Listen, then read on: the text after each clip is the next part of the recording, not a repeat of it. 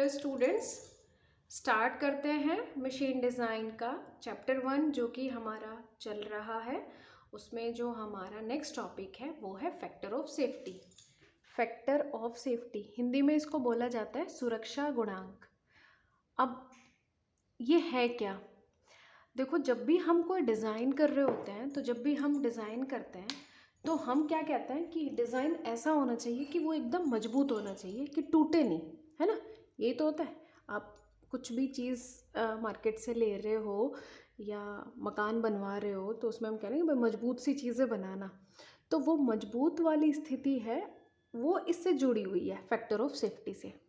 सुरक्षा गुणांक कि जब हम किसी चीज़ का कि यहाँ पर हम बात कर रहे हैं मशीन डिज़ाइन की, तो जब हम किसी भी एलिमेंट का मशीन एलिमेंट का डिज़ाइन करते हैं तो हम क्या ध्यान में रखें, क्या चीज़ कंसीडर करें जो कि हमारे डिज़ाइन को ज़्यादा सेफ बना रही हैं।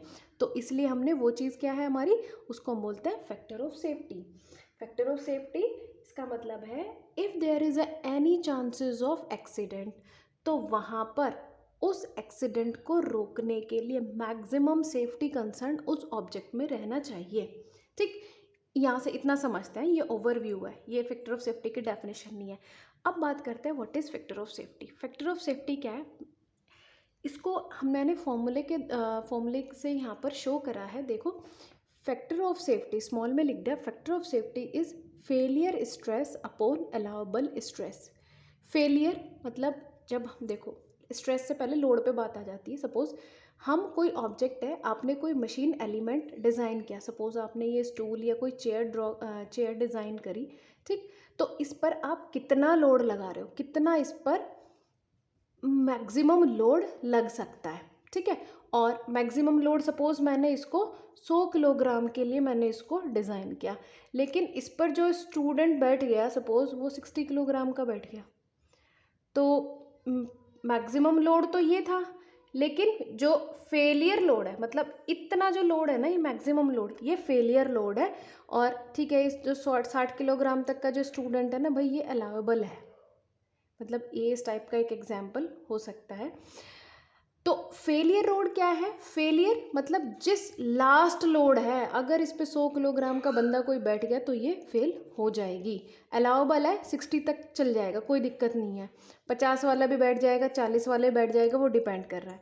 तो failure load is the last load और अलाउबल लोड जिसके लिए हम इसको अलाउ कर रहे हैं, ठीक है। दोनों ही चीज़ें अलग अलग हैं, मैक्सिमम बटे वर्किंग। या फिर अगर मैं इसको दूसरी लैंग्वेज में बोलूँ तो मैं बोलूँगी failure load, that means maximum load divide by working load. तो हम, और क्योंकि ये क्या है, एक रेशियो है, तो चाहे मैं यहाँ पर लोड मेंशन कर दूँ, चाहे मैं यहाँ पे स्ट्रेस मेंशन कर दूँ, तो मैं इसको बोल रही हूँ failure stress upon allowable stress. अब देखो, ये फेलियर स्ट्रेस क्या है। फेलियर जनरली जब हम यूज़ करते हैं तो हम दो तरह के मटेरियल यूज़ कर रहे हैं। एक वो मटेरियल जिनका नेचर डक्टाइल है और एक वो मटेरियल जिनका नेचर ब्रिटल मटेरियल है।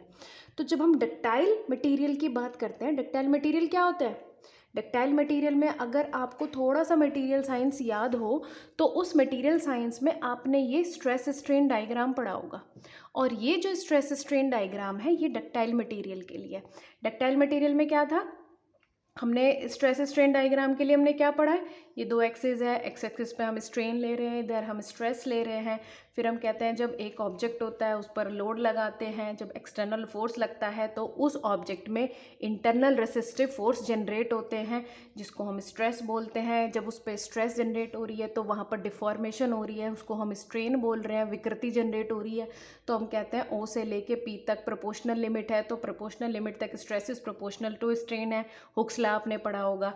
फिर उसके बाद आ जाती है फिर वो प्रोपोर्शनल लिमिट है, फिर उसके बाद इलास्टिक लिमिट आती है। इलास्टिक लिमिट में हुक्स लॉ बोलता है stress is proportional to strain up to elastic limit. लेकिन इलास्टिक लिमिट जैसे ही क्रॉस हो जाती है तो अगर आप उस पर फोर्स लगाते हो ऑब्जेक्ट पर, इलास्टिक लिमिट तक तो क्या था, आपने फोर्स लगाया, ऑब्जेक्ट डिफॉर्म हुआ, फोर्स हटाया तो ऑब्जेक्ट फिर से अपनी ओरिजिनल स्टेट में वापस आ गया। लेकिन अगर आप इलास्टिक लिमिट से ज़्यादा फोर्स लगा रहे हो तो ऑब्जेक्ट में क्या होगा, परमानेंटली डिफॉर्मेशन आ जाएगा, उसकी शेप में परमानेंट चेंज आ जाएगा। तो अब उसको हम बोलेंगे क्या, उसको हम बोलेंगे परमानेंट डिफॉर्मेशन। फिर उसके बाद और लोड लगा रहे हो तो यील्डिंग आ जाती है, ये अपर यील्डिंग है, ये लोअर यील्डिंग है। उसके बाद भी आप फोर्स लगाए जा रहे हो तो फिर हमारी एक पॉइंट आता है जहाँ पर मैक्सिमम स्ट्रेस जनरेट होती है, जिसको हम बोलते हैं क्या, अल्टीमेट स्ट्रेस। अब इसके बाद क्या है, अल्टीमेट स्ट्रेस, इतनी मैक्सिमम स्ट्रेस या लोड ये ऑब्जेक्ट ले रहा है और अगर फिर भी आप उसके ऊपर लोड लगा रहे हो तो वहाँ पे क्या होता है, स्ट्रेस जो, अगर आपने टेंसाइल टेस्ट का डायग्राम पढ़ा होगा तो वहाँ पर नेक जनरेशन हो जाता है और फिर अल्टीमेटली फ्रैक्चर आके ऑब्जेक्ट यहाँ पर फेल हो जाता है, टूट जाता है। तो मैं, अगर मेरी डक्टाइल मटीरियल है, ठीक है, तो डक्टाइल मटीरियल के लिए हमारा जो हमारा मैक्सिमम लोड है, ये अल्टीमेट लोड हो गया। डक्टाइल मटेरियल को जो हम डिज़ाइन करेंगे वो कहाँ तक डिज़ाइन करेंगे, हमेशा उसकी यील्डिंग स्ट्रेंथ तक डिज़ाइन करेंगे, क्योंकि उसके बाद क्या है, यील्डिंग स्ट्रेस जो आ जाएगी, आपने अगर थोड़ा सा ध्यान देना, आप मटेरियल साइंस की बुक खोलना, उसमें इस डायग्राम को पढ़ना, सारा अच्छे से उसको डिस्क्राइब किया होगा। तो हम बोलते हैं कि जब भी हम डक्टाइल मटीरियल का डिज़ाइन करते हैं तो वहाँ पर जो हमारी मैक्सिमम, जिस स्ट्रेंथ के लिए, उसको मैक्सिमम लोड के लिए जो डिज़ाइन करते हैं वो हमारी होती है बेटा यील्डिंग स्ट्रेस, या हम इसको बोलते हैं यील्डिंग स्ट्रेंथ। स्ट्रेस या स्ट्रेंथ दोनों एक रेशियो है तो वो कट जाएगा। तो हम क्या बोल रहे हैं, ये हमारी हो गई आपकी यील्डिंग स्ट्रेंथ। और अलाउएबल स्ट्रेस जो होगी हमारी, जिस पर ये वर्क कर रहा है, एक्चुअल में वर्क कर रहा है। तो डक्टाइल मटेरियल को जब भी आप डिज़ाइन करोगे तो वहाँ पर कौन सी स्ट्रेस का स्ट्रेंथ काउंट करोगे, वो होगी आपकी हमेशा यील्डिंग स्ट्रेंथ। फिर उसके बाद सपोज हमारे पास ब्रिटल मटेरियल है, तो ब्रिटल मटेरियल का अगर डायग्राम आपको याद हो तो ऐसा डायग्राम था। ब्रिटल मटेरियल क्या होता है, भंगुरता की अगर आपको डेफिनेशन याद हो, ये मैकेनिकल प्रॉपर्टी है, उसमें बोला जाता है यदि मटेरियल पर हथौड़े से स्ट्राइक किया जाता है तो मटेरियल्स क्या होता है, मतलब नंबर ऑफ पीसेस में डिवाइड हो जाता है। भंगुर पदार्थ याद आया होगा हिंदी वाले बच्चों को। तो ये ब्रिटल मटेरियल है, ठीक है। और ब्रिटल मटेरियल के लिए हम क्या करते हैं, उसके लिए हमारी जो स्ट्रेस है, ठीक है, जो हमारी स्ट्रेंथ है वो हमारी अल्टीमेट स्ट्रेंथ है। यहाँ पे इलास्टिसिटी प्लास्टिसिटी कुछ नहीं होता। तो यहाँ पर क्या है, इस केस में हम कौन सी स्ट्रेंथ लेंगे, इस केस में हम ब्रिटल मटेरियल, देखो यहाँ पे लिखा है for brittle material. Brittle material के लिए हमारी जो फैक्टर ऑफ सेफ्टी होगी वो होगी हमारी ultimate stress upon means failure stress. कौन सी होगी, फेलियर स्ट्रेस है हमारी यहाँ पर अल्टीमेट। और किसमें, डक्टाइल मटेरियल के केस में हमारी फेलियर स्ट्रेस कौन सी है, यील्डिंग स्ट्रेस। तो ये हमें ध्यान रखना है, जब आप न्यूमेरिकल करोगे तो उसमें ये टर्म्स यूज़ होंगी, तो इसको याद रखना है, इसको अंडरलाइन रखो। जब भी डक्टाइल मटेरियल है तो आप कौन सी स्ट्रेंथ ले रहे हो, यील्डिंग, और जब आपके पास ब्रिटल मटेरियल है तो आप उसकी अल्टीमेट स्ट्रेंथ ले रहे हो, और डिवाइड बाय अलाउएबल स्ट्रेस। यह अलाउएबल स्ट्रेंथ जो भी स्ट्रेस जो उसके लिए जो वर्किंग स्ट्रेस है जो उस पर लग रही है ऑब्जेक्ट पे। तो ये हमारा क्या है, factor of safety. Factor of safety is a ratio. Factor of safety एक अनुपात है, एक रेशियो है जो कि अधिकतम भार और परमिजिबल लोड, अलाउएबल लोड या परमिजिबल लोड के अनुपात को बोलते हैं। और क्योंकि ये एक रेशियो है तो ये क्या है, हमारा यूनिटलेस है, ठीक। जनरली इसकी जो वैल्यू होती है 4 to 6 रखी जाती है, और ये सोलली डिपेंड करती है बहुत सारे फैक्टर्स पे। जब आपका क्वेश्चन आएगा एग्जाम में तो वो इस तरीके से आता है, what is factor of safety, सुरक्षा गुणांक क्या है, सुरक्षा गुणांक को प्रभावित करने वाले कारक कौन कौन से हैं। अच्छा एक चीज़ बताओ, ये रेशियो है तो इसकी यूनिट होगी, कुछ नहीं होगी, क्योंकि ये रेशियो है, ठीक। तो हम बात करते हैं अब हमारा जो इसके साथ जो टॉपिक है बेटा, ये बहुत इंपॉर्टेंट टॉपिक है एग्जाम के पॉइंट ऑफ व्यू से भी, और आपको पता होना चाहिए जब आप न्यूमेरिकल करोगे मशीन डिज़ाइन में तो हमें फैक्टर ऑफ सेफ्टी पहले वहाँ पर डिफाइन करना पड़ेगा, या क्वेश्चन में दिया होगा, नहीं दिया होगा तो हमें उसको अपने आप से मानना पड़ेगा, और उसके बाद हम क्वेश्चन को सॉल्व करेंगे। अब बात करते हैं हमारा टॉपिक क्या है, फैक्टर ऑफ सेफ्टी डिपेंड्स। किस पर डिपेंड करेगी फैक्टर ऑफ सेफ्टी। पहला जो पॉइंट है इसमें, इफेक्ट ऑफ फेलियर। देखिए कुछ पॉइंट्स मैंने लिखे हैं, effect of failure, types of load, material of the component, reliability of the component, cost of the component, और service condition, degree of accuracy in the force analysis. एक एक करके हम टॉपिक लेके चलते हैं।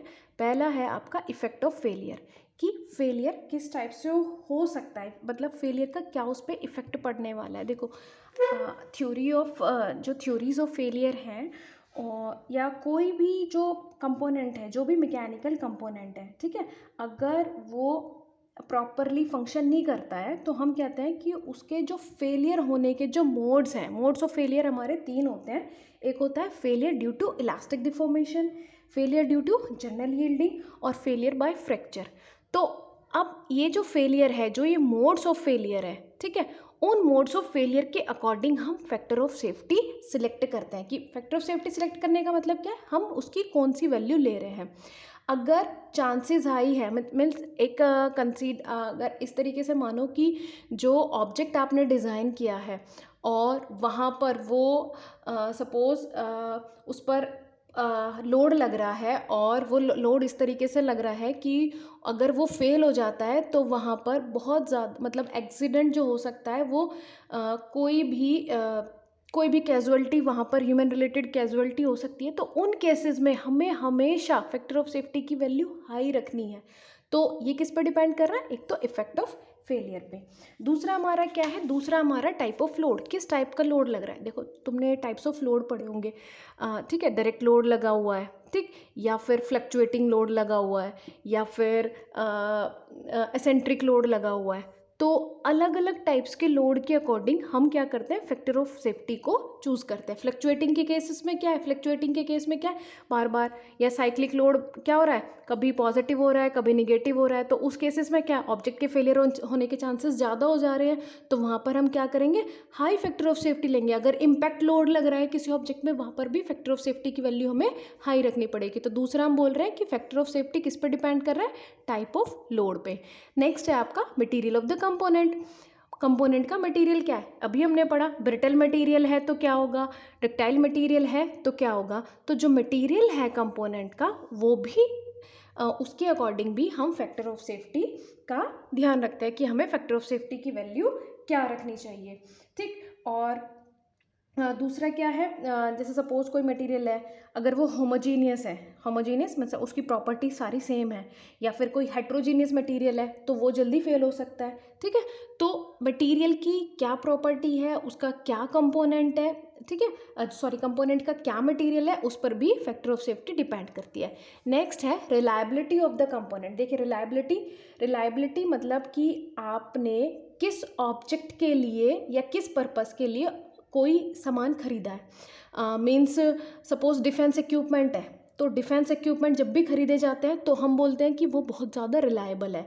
तो जब रिलायबिलिटी की बात बढ़ रही है तो क्या होगा, जो कम फैक्टर ऑफ सेफ्टी है वो भी हमारी हाई होगी, ठीक है।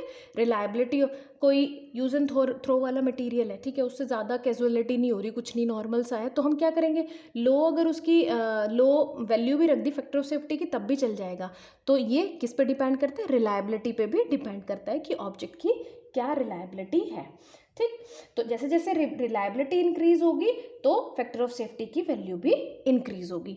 नेक्स्ट है कॉस्ट ऑफ कंपोनेंट। ऑब्वियसली जो महंगा प्रोडक्ट आप खरीद रहे हो तो उसके केस में क्या है, हम उसके केस में ये भी तो देखेंगे कि फैक्टर ऑफ सेफ्टी भी उसकी हाई होगी। और अगर बहुत ही नॉर्मल सा मटेरियल है, ठीक है, तो factor of safety should be low, ठीक। तो कॉस्ट ऑफ मटेरियल भी यहाँ पर इफेक्ट डालती है। उसके बाद है आपका सर्विस कंडीशन, कि ये जो ऑब्जेक्ट है वो कहाँ पर यूज़ होने वाला है। सपोज कंडीशंस ऐसी है कि उसको हाई टेम्परेचर पे वर्क करना है, सपोज बॉयलर है या टरबाइन है या फिर कोई भी ऑब्जेक्ट है सपोज, तो वहाँ पर क्या होगा, एटमॉस्फेरिक, सपोज ऐसे मानो कि शिप है, ठीक है, वहाँ पर सॉल्ट वाटर है, समुद्र में जो है सॉल्टेड वाटर है, तो वहाँ पर जो मटेरियल हम यूज़ कर रहे हैं उसकी क्या फैक्टर ऑफ सेफ्टी होगी।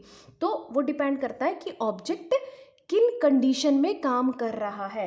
ऑब्जेक्ट की जो सर्विस कंडीशंस है उन कंडीशन के अकॉर्डिंग भी हमें फैक्टर ऑफ सेफ्टी कंसीडर करनी है। अगर बॉयलर की बात कर रही हूँ, हाई टेम्परेचर वहाँ पर काम कर रहा है तो वहाँ पर हमें फैक्टर ऑफ सेफ्टी भी वहाँ पर हाई रखनी पड़ेगी। नेक्स्ट है आपका degree of accuracy in the force analysis.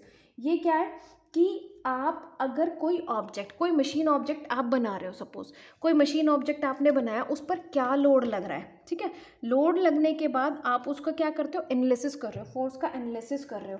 तो वहाँ पर क्या है कि जब आप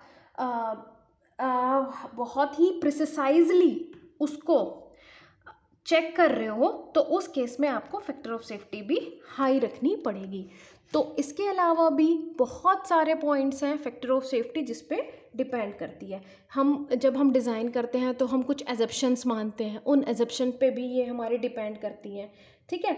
और कई बार ऐसा हो सकता है कि जैसे आपने कोई ऑब्जेक्ट बनाया और आपको नहीं पता उस पर क्या स्ट्रेसेस लगने वाला होगा, तो उसके लिए भी हम जनरली क्या करते हैं, high factor of safety consider करने लग जाते हैं कि फैक्टर ऑफ सेफ्टी अगर हाई रहेगी तो मटीरियल, देखो फैक्टर ऑफ सेफ्टी का मतलब क्या है, मटीरियल फेल हो जाएगा कोई इशू नहीं है, लेकिन उससे जान मान की नुकसानी मतलब हानि ज़्यादा ना हो, वो एक्सीडेंट का कॉज ना बने, ठीक। तो इसीलिए हमने क्या करा, इसीलिए हमने फैक्टर ऑफ सेफ्टी को डिज़ाइन में इंक्लूड करा। तो ये जो हमारा टॉपिक था फैक्टर ऑफ सेफ्टी का, इसको हमने पढ़ा है और ये अच्छा टॉपिक है, एग्ज़ाम में आ सकता है। तो जब भी आप इसको एग्ज़ाम में लिखो तो इसको लिखने के लिए फैक्टर ऑफ सेफ्टी लिखो पहले, फैक्टर ऑफ सेफ्टी के बाद में उसकी पहले डेफिनेशन मेंशन करो, फैक्टर ऑफ सेफ्टी लिखा, फिर आप उसको डेफिनेशन लिखो, फिर उसके बाद उसको इन टर्म्स ऑफ फॉर्मूला लिखो, और फिर डक्टाइल मटेरियल के बारे में उसका फॉर्मूला मेंशन करो, फिर ब्रिटल मटेरियल वाला फॉर्मूला मेंशन करो। ये चीज़ें मैंने तुम्हें समझाने के लिए बोली हैं, लिखी हैं यहाँ पे, इसको नहीं ड्रॉ करना है। और फिर क्वेश्चन आ रहा है अगर फैक्टर ऑफ सेफ्टी किस पे डिपेंड करती हैं तो आप ये चीज़ें उसमें बेटा मेंशन करके आना है, ठीक है। अगर आपको अच्छे मार्क्स लाने हैं तो आपको कॉपी में अच्छे से लिखना पड़ेगा, और कॉपी में लिखने के साथ साथ आपको उस पर्टिकुलर सब्जेक्ट की या उस पर्टिकुलर टॉपिक की नॉलेज होना भी बहुत ज़्यादा ज़रूरी है। स्टूडेंट्स पढ़ते रहिए, अपनी नॉलेज बढ़ाइए, और डिज़ाइन एक ऐसा सब्जेक्ट है जो फ्रिक्वेंटली मतलब हमारी डे टू डे लाइफ में यूज़ हो रहा है। तो अगर आप एक एक चीज़ को देखने की कोशिश करोगे तो आपको वहाँ पे बहुत सारी चीज़ें पता चलती जाएंगी, अपने आप ही क्यूरोसिटी आपकी बढ़ेगी और आप सब्जेक्ट को पढ़ोगे। बहुत ही इजी सब्जेक्ट है, न्यूमेरिकल्स है, वो न्यूमेरिकल भी बहुत ज़्यादा टफ नहीं है, बहुत इजी है। आप थोड़ा सा ध्यान लगाओगे, सिंपल फार्मूलाज हैं, उन फार्मूलाज के आधार पर वो न्यूमेरिकल आसानी से सॉल्व हो जाते हैं, लेकिन आपको उसकी प्रैक्टिस करनी पड़ेगी। फर्स्ट चैप्टर में हमारा जस्ट इंट्रोडक्शन है, अभी इसके 3-4 टॉपिक रह गए हैं, उसको भी हम अगले वीडियोस में कवर कर लेंगे। और तब तक आप सभी लोग पढ़ते रहिए, ठीक है। Okay, thank you so much.